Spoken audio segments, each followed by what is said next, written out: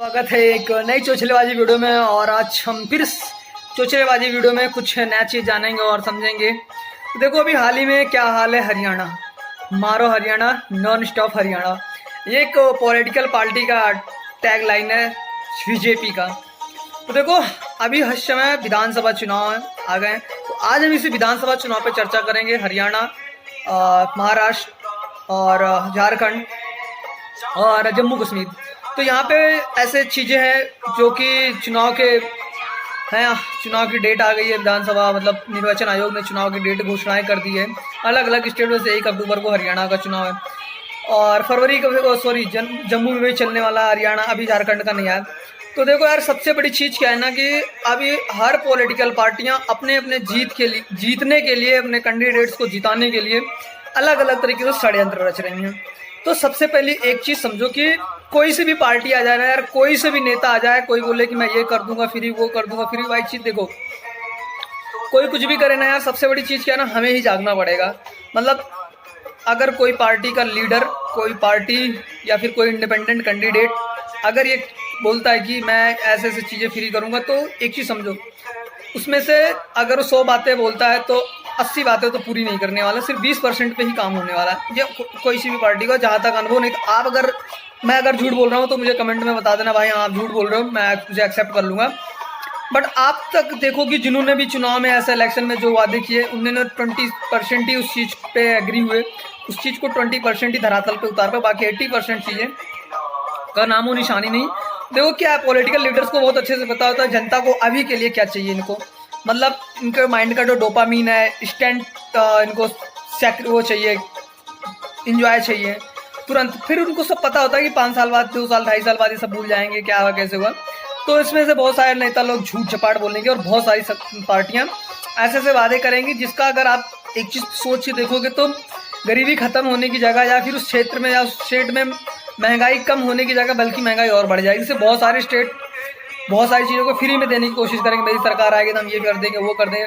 जैसे पीपीडी के अध्यक्ष क्या है, मुफ्ती महबूबी जो कुछ नाम है, उन्होंने कहा अगर मेरी सरकार बनती है तो मैं धारा 370 फिर से वापस कर दूंगी, लागू कर दूंगी।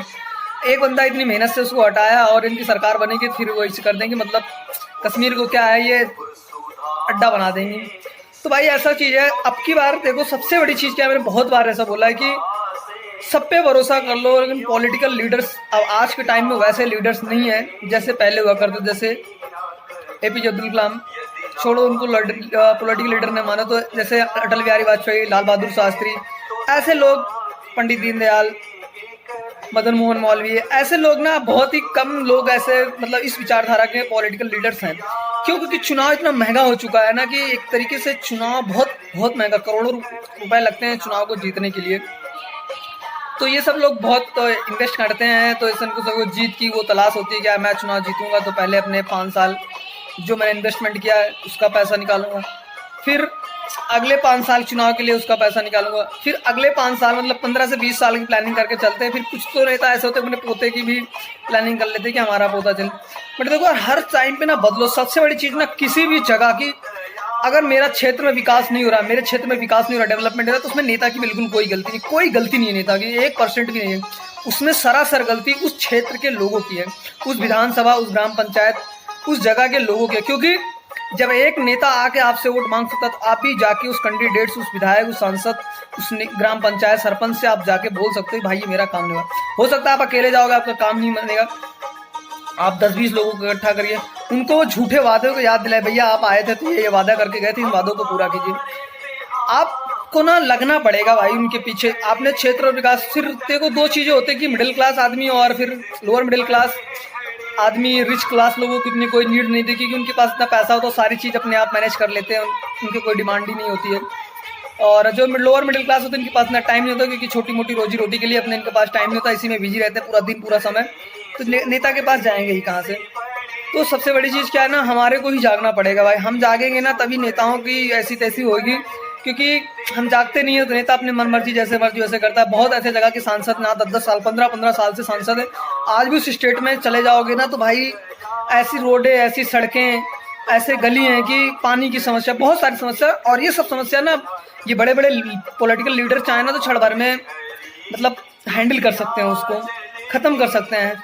लेकिन नहीं भाई, वो नहीं करते। जिस टाइम वो चुनाव के टाइम में इतना एक्टिव होते हैं, इतना मतलब डिफेंसिव मोड में होते हैं हर चीज़ को लेके ना, उतना टाइम अगर वो 5 साल काम के क्षेत्र में करते ना भाई, एक जिला ना, सच बता रहा हूँ, वो एकदम स्टैंडर्ड स्टेट बन जाएगा, मतलब बहुत ही अच्छा बन जाएगा वो। तो भाई हमें ही जागना पड़ेगा। अब की बार चुनाव हो रहे हैं, चाहे कहीं का भी हो रहे हैं, सबसे बड़ी गलती मेरी ही होती है, मेरी खुद की गलती। मैं अपना मत दिया और अपना मत देने के बाद उसने मत अधिकार को भूल जाते हैं कि मैंने मत क्यों दिया। यही सब कारण है। तो हम किसी और नई चौचलेबाजी वीडियो फिर डिस्कस करेंगे कभी किसी और दिन। लेकिन भाई जागो यार, अब वो वाली राजनीति मत करो, अब समझदारी वाली राजनीति करो और डंडा उंडा लेके जाओ यार। अगर नेता होता, सच बता रहे ना यार, अगर ये उटपटांग करते ना, काम नहीं करते, इनके घुस जाओ, इनके घर में, इनके जहाँ पे इनके ऑफिस हर जगह घुस जाओ और बोलो भैया आप ये वादा किए थे, ये गारंटी किए थे। कुछ लोग तो गारंटी करते, मेरी गारंटी, खुद नहीं पता कल पता नहीं सो के उठ पाएंगे कि नहीं उठ पाएंगे और गारंटी दे देते हैं। और आम जनता भी एकदम मूर्ख जनता है, वो भी मान लेती है हाँ भाई उनकी गारंटी है, मतलब होएगा सब।